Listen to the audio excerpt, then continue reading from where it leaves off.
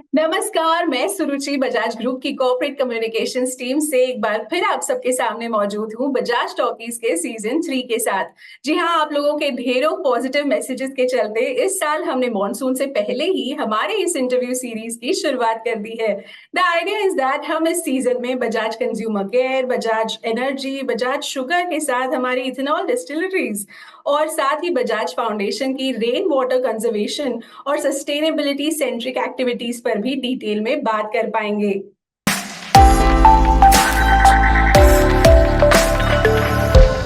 आज है Bajaj talkie season 3 का पहला एपिसोड, जिसे स्पेशल बनाने के लिए हमारे साथ हैं बजाज पावर बिजनेस के executive director engineering Shri Mukesh Sinha जी।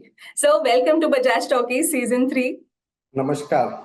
नमस्कार सर, मैं यहाँ पर एक इंट्रोडक्शन के तौर पर बता दूं कि mister Sinha is a well known personality in the power industry and in his 35 year long career span he has worked with renowned companies like NTPC, Jindal power और अब 2015 से वो हमारे साथ बजाज एनर्जी में काम कर रहे हैं काफी सारे प्रोजेक्ट्स पर। तो 2015 में मैं जब ज्वाइन किया था तो उस समय मुझे ललितपुर पावर जनरेशन कंपनी का जो अंडर कंस्ट्रक्शन था उसकी रिस्पॉन्सिबिलिटी दी गई थी, जिसको यूनिट को हमें टाइम से सिंक्रोनाइज करना था।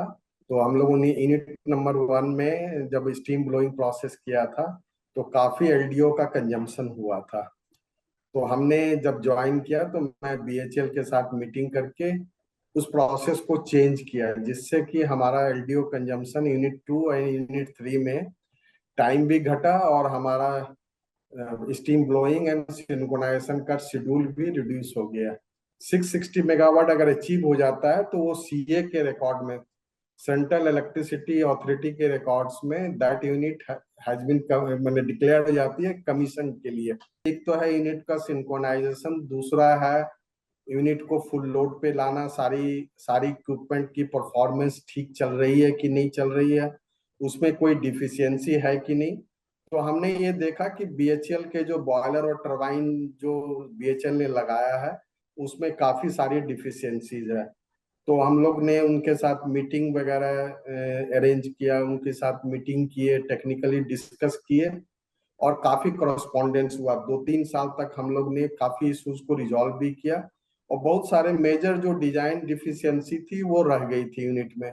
हमारी जो कोल की जो क्रशिंग कैपेसिटी है वो हमें मिल नहीं रहा था, डीएम वाटर जो डिजायर क्वांटिटी में चाहिए था वो नहीं मिल रही थी, प्लस बहुत सारे इक्विपमेंट हमारे फेल किए थे। तो उन सबको हम लोग ने अटेंड किया और उन सब का टेक्निकल सॉल्यूशन के साथ आज हमारी प्लांट जो है पूरी तरह स्टेबलाइज है।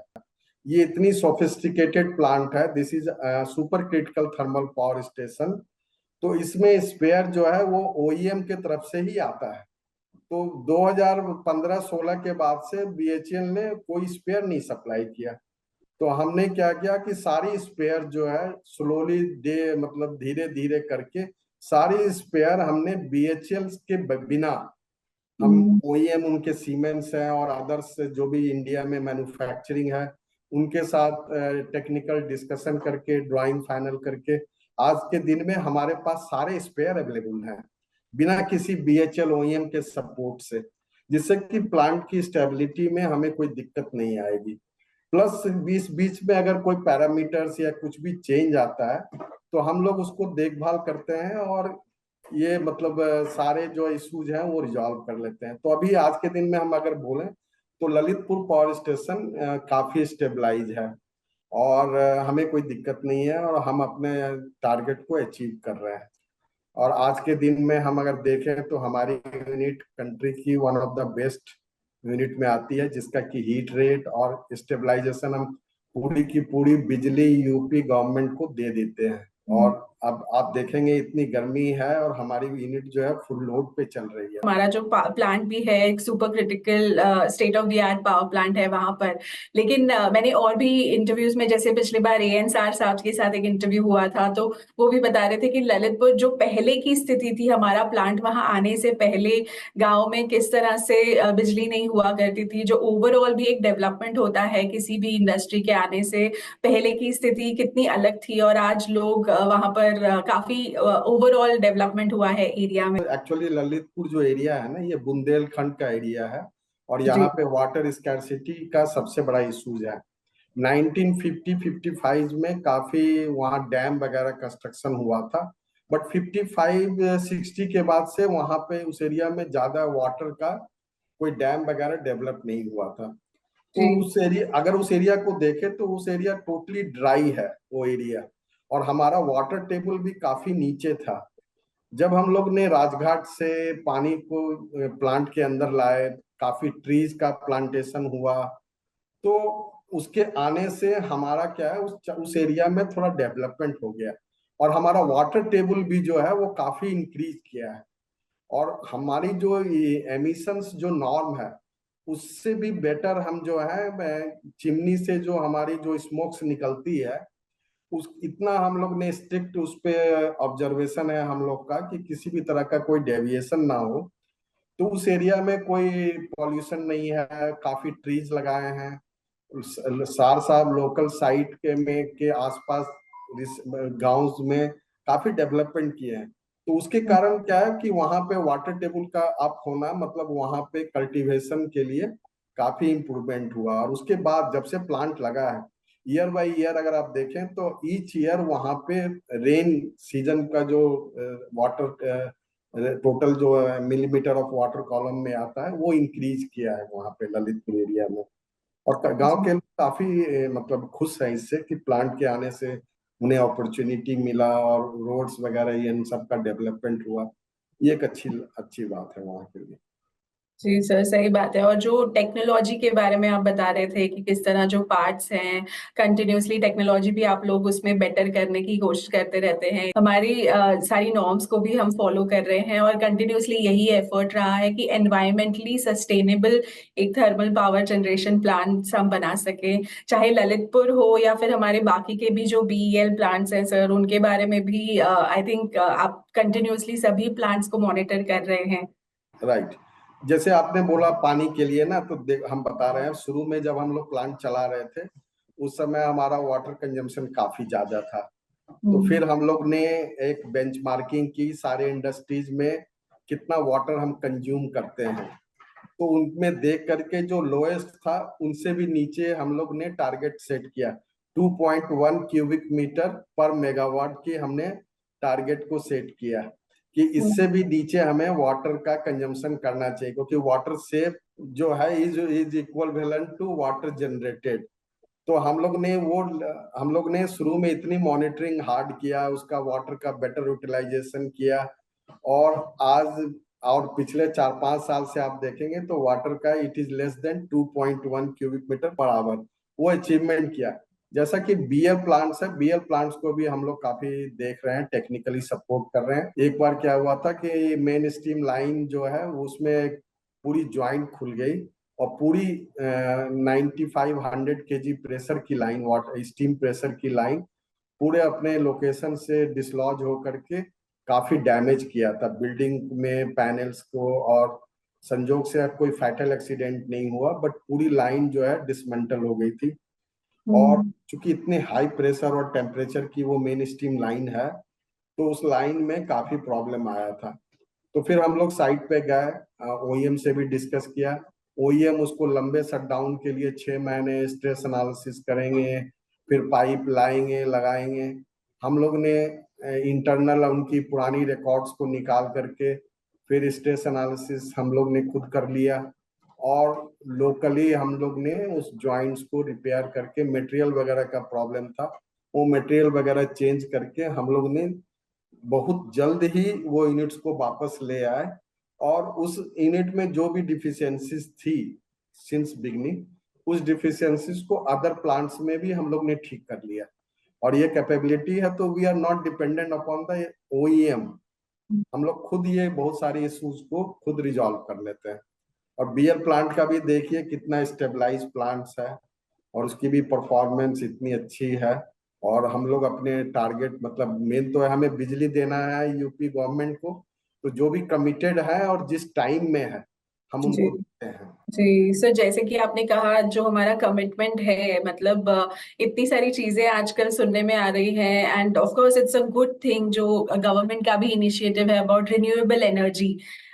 सोलर पैनल्स बिठाए जा रहे हैं या फिर विंड मिल्स पर ज्यादा फोकस हो रहा है, बट इसके बावजूद हमारे देश में आपकी पर्सनल राय अगर मैं पूछूं सर, तो थर्मल पावर प्लांट्स कितने ज्यादा इंपॉर्टेंट है? आप क्या मानते हैं इस बारे में? अभी आप देखिए कि 2015 में जब यूपी गवर्नमेंट की लोड डिमांड 12,000 से 14-15,000 मेगावाट का था, अभी वो डिमांड जो है इस समर में it has gone up to 28-29,000 megawatt, almost double हो गया है।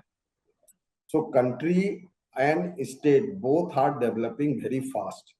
जो हमारी ये सोलर है, विंड है, इनकी एक लिमिटेशन है, ये इतने लार्ज मैग्नीट्यूड में नहीं बना सकता है। और ठीक है, हाउस के लिए दिन में हम सनलाइट में कुछ बिजली जनरेट कर सकते हैं, कुछ फ्यूल सेव कर सकते हैं, बट इंडस्ट्रीज को चलाने के लिए हमें कंटिन्यूअस बहुत ज्यादा बिजली की जरूरत पड़ेगी। तो जो कि थर्मल पावर स्टेशन लास्ट कुछ साल से डिले हो गया था, कुछ लोग नहीं लगा रहे थे। अभी हमारी पावर मिनिस्ट्री और ये सब लोग का ये मेन फोकस है कि थर्मल पावर स्टेशन लगाया जाए। अभी टेक्नोलॉजी भी काफी चेंज हो गया। पहले हम लोग super critical thermal power station लगा रहे थे, आजकल हम ultra super critical thermal power station लगा रहे हैं, जिससे कि हमारा हीट रेट काफी बेटर है और हम कम पॉल्यूट कर रहे हैं। जब तक हमारे पास कोई अल्टरनेटिव लार्ज स्केल में पावर प्रोड्यूस करने का एक सॉल्यूशन नहीं आता है, तब तक तो हमें थर्मल पावर स्टेशन पे ही डिपेंडेंट होना होगा और बेटर टेक्नोलॉजी के साथ अल्ट्रा सुपर लगा करके ही हम सस्टेन कर सकते हैं कंट्री की ग्रोथ के लिए। यहाँ पे कुछ क्वेश्चंस मेरे पास एज अ लेमैन मैं पूछना चाहूंगी, बिकॉज जो हमारे ऑडियंस देखेंगे उनके लिए अगर आप एक्सप्लेन करें क्विक रैपिड फायर की तरह, मैं आपसे पूछना चाहूंगी पीएलएफ क्या होता है सर, कैसे एक्सप्लेन करेंगे? What is a PLF? PLF तो है प्लांट लोड फैक्टर, मतलब आपकी 660 मेगावाट जनरेट करने की कैपेसिटी है एक यूनिट में, और ललितपुर में 3 यूनिट है तो 1980 मेगावाट हम जनरेट कर सकते हैं। तो प्लांट लोड फैक्टर यही है कि हम 1980 मेगावाट के कितने क्लोज हम जनरेट कर रहे हैं। हम क्या 1980 पे कर रहे हैं तो इसका मतलब है 100% पीएलएफ। अगर हम उसका 1000 मेगावाट जनरेट कर रहे हैं तो it is almost 50% plant load factor है, मतलब उस प्लांट की कैपेसिटी का आप कितना यूटिलाइजेशन कर रहे हैं, that is plant load factor. And sir आजकल हम ये टर्म भी सुनते हैं डीकार्बनाइजेशन, कार्बन एस्कर्ट्स के ऊपर बात होती है, तो इसे किस तरह से आप एक्सप्लेन करेंगे? डिकार्बनाइजेशन का क्या है कि एक तो है हमारे पास की प्लांट्स लगाएं, दूसरा है कि हम जो मेरी जो मेन पॉल्यूटेंट जो है वो फ्लू गैस है, जो कोल के बर्न होने के बाद एटमॉस्फेयर में जाता है, उसको कितना हम कंट्रोल कर सकते हैं या उसमें हम क्या कर सकते हैं। थर्मल पावर स्टेशन को नॉर्मली जो है कार्बन रेटिंग में इससे काफी कार्बन डाइऑक्साइड प्रोड्यूस होता है जो ग्रीन हाउस गैस को इफेक्ट करते हैं। तो उसको कार्बन कैप्चरिंग करना, आजकल कार्बन कैप्चरिंग, कार्बन ट्रेडिंग, ये सब काफी आया है। प्लस जैसे हम अगर इथेनॉल और शुगर इंडस्ट्रीज में भी देखते हैं तो बगास, वहां पे बगास फायर्ड होते हैं जो कि ग्रीन एनर्जी है, बायोफ्यूल्स है। तो एक तो वो डाइवर्सन है, बट इतने लार्ज स्केल में वो बायोफ्यूल्स वगैरह नहीं आ सकता है। तो इसमें है कि कार्बन कैप्चरिंग और ये टेक्नोलॉजी अभी काफी ट्रेडिंग हो रही है दूसरे कंट्री में। इंडिया में अभी तक इस पे एक फर्म लॉ नहीं आया है और इसमें थोड़ा भी टाइम लगेगा कार्बन कैप्चर करने के लिए। अदर देन पावर, जो हमारी शुगर और इथेनॉल डिस्टिलरीज जो हैं, उसमें भी आप कंटिन्यूसली अपने इन्वॉल्व हैं, टेक्नोलॉजिकल इनोवेशंस जो वहां भी हो रहे हैं, जो हमारा बगास है या मोलेसिस है, वहां से कैसे हम बायोफ्यूल निकाल सके या वेस्ट में से कुछ एक पॉजिटिव ग्रीन फ्यूल निकाल सके, उसके बारे में कुछ बताना चाहेंगे सर? हाँ, ये हमारे जितने भी शुगर प्लांट्स लगे हैं वो 2005-6 के टाइम में लगा था। उस समय जो भी टेक्नोलॉजी अवेलेबल था उस समय वो बेस्ट टेक्नोलॉजी लगाया गया था। लास्ट 15 ईयर्स 20 ईयर्स में काफी टेक्नोलॉजी चेंज हुआ है। तो उसमें वो हम लोग देख रहे हैं कि वो जो टेक्नोलॉजी जो चेंज हुआ है, टेक्नोलॉजी चेंज होने से क्या है कि हमारी स्टीम कंजम्पशन जो है वो रिड्यूस होती है और हम कम bagasse is the bio product of cane, जिसको कि हम फायर करते हैं अपने, जिससे स्टीम जनरेट करते हैं, बिजली बनाते हैं, और सारे चीज को हम प्लांट के अंदर ही यूटिलाइज करते हैं शुगर बनाने के लिए। तो अभी जो है टेक्नोलॉजी काफी चेंज हो गया है, तो हम लोग उसमें वो देख रहे हैं कि जो अभी जो लेटेस्ट टेक्नोलॉजी है उसको अडॉप्ट करना, अपने हिसाब से कस्टमाइज करना, क्योंकि क्या है टेक्नोलॉजी बहुत सारी होती है, कुछ टेक्नोलॉजी हमको सूट करता है, कुछ हमको सूट नहीं करता है। तो हमारे इंडस्ट्रीज के हिसाब से जो बेस्ट हो सकती है उन सब टेक्नोलॉजी पे हम लोग ने वर्कआउट किया है, और काफी इम्प्रूवमेंट भी है, और हम लोग और फर्दर इसमें इम्प्रूवमेंट करना चाहते हैं। Currently we are producing 800 kiloliters of ethanol per day, तो इसके बारे में भी आगे क्या प्लान्स हैं, कुछ अगर आप बताना चाहें। हम लोग अभी शुगर भी प्रोड्यूस कर रहे हैं, और उसके जो शुगर के जो बायो प्रोडक्ट्स हैं मोलासेस, उसके थ्रू इथेनॉल हम प्रोड्यूस कर रहे हैं 800 के एलपीडी। अभी जो है ग्रीन फ्यूल्स के लिए गवर्नमेंट का काफी फोकस है कि ग्रीन फ्यूल्स इथेनॉल प्लांट्स अगर हम ये लेते हैं तो हम ब्लेंडिंग करके इसकी रिक्वायरमेंट को फुलफिल कर सकते हैं। अदरवाइज इसमें हमारा काफी जो है फॉरेन एक्सचेंज जो है कंट्री का, हम दूसरे कंट्री को देते हैं। तो अभी इसमें ग्रीन एनर्जी, ग्रीन फ्यूल्स, इसमें काफी फोकस्ड है गवर्नमेंट का, और हम लोग भी इसको पूरा करना चाहते हैं। तो ये 800 केएलपीडी की जो प्लांट है उसको हम लोग देख रहे हैं कि उसमें कितना, उस प्लांट की कैपेसिटी को कैसे बढ़ाया जाए। इसके अलावा हम और कुछ शुगर प्लांट्स में और इसमें अपनी इफिशियंसी इंप्रूव करके और कितना एक्स्ट्रा इथेनॉल प्लांट की कैपेसिटी को इन्हांस करें।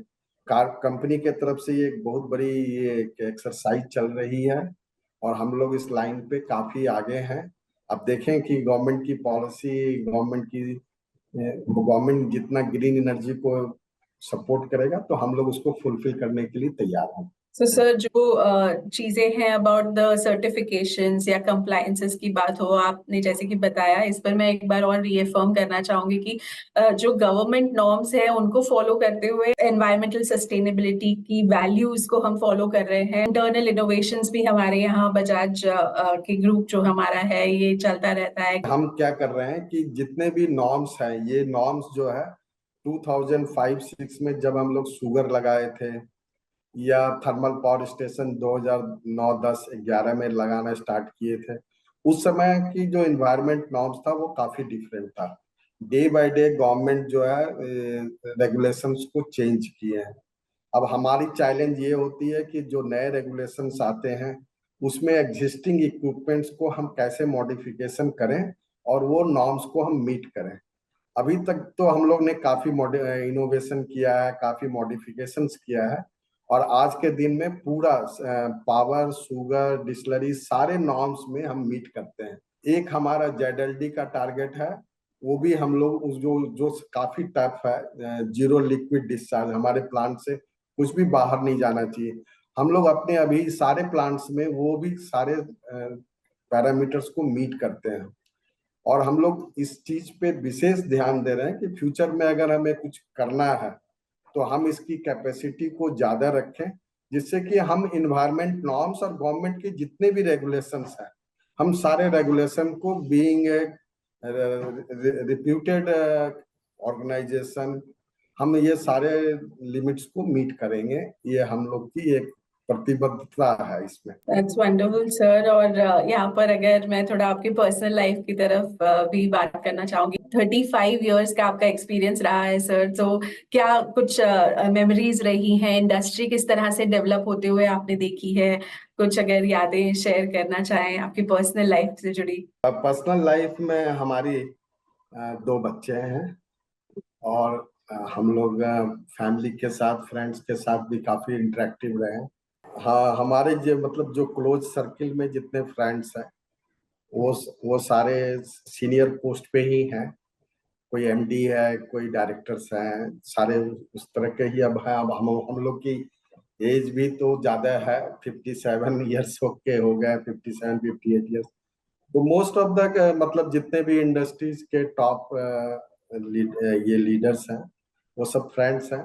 बजाज ग्रुप की जो लेगेसी है और जो हेरिटेज है, ये एक रेस्पेक्टेबल कारपोरेट की है।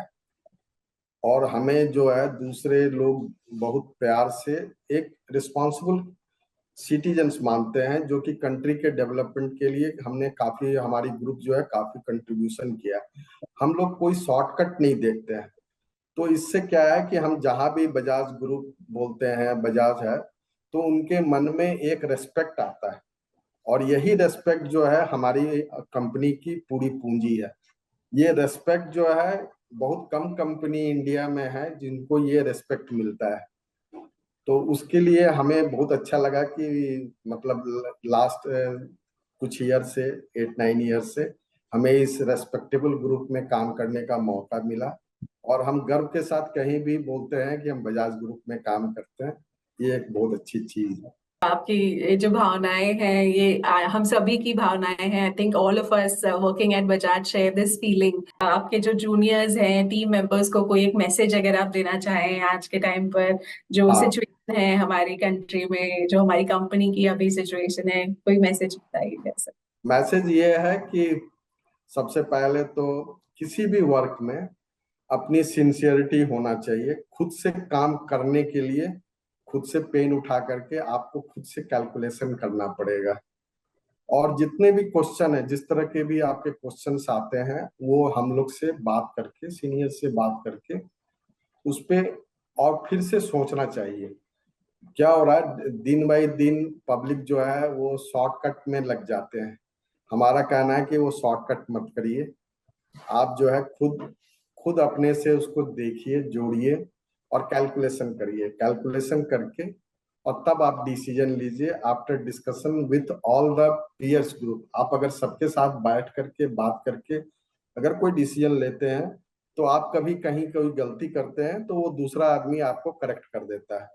तो आप जो है सिंगल डिसीजन मत लीजिए। मेरा फर्स्ट एडवाइस है जूनियर से कि आप जो है यूनिलैटरल डिसीजन मत लीजिए, सबके साथ बैठ के लीजिए। और मेहनत ही सबसे बड़ी पूंजी है। मेहनत करेंगे तो आपका ग्रोथ जो है अच्छा होगा। आपके साथ बात करके भी आज बहुत इंसाइट्स भी हमें मिली कि किस तरह से एक पावर प्लांट काम करता है, कितने लोग जुड़े होते हैं, चाहे कंट्रोल रूम्स हो, बॉयलर ऑपरेशन रूम्स हो, पूरा एक प्रोसेस। और उसके साथ ही आप लोग जो बैक एंड में कंटिन्यूसली टेक्नोलॉजी डेवलप करने के लिए और क्लाइमेट चेंज को कंट्रोल करने के लिए काम करते हैं। So thank you so much, you all are national heroes I may से।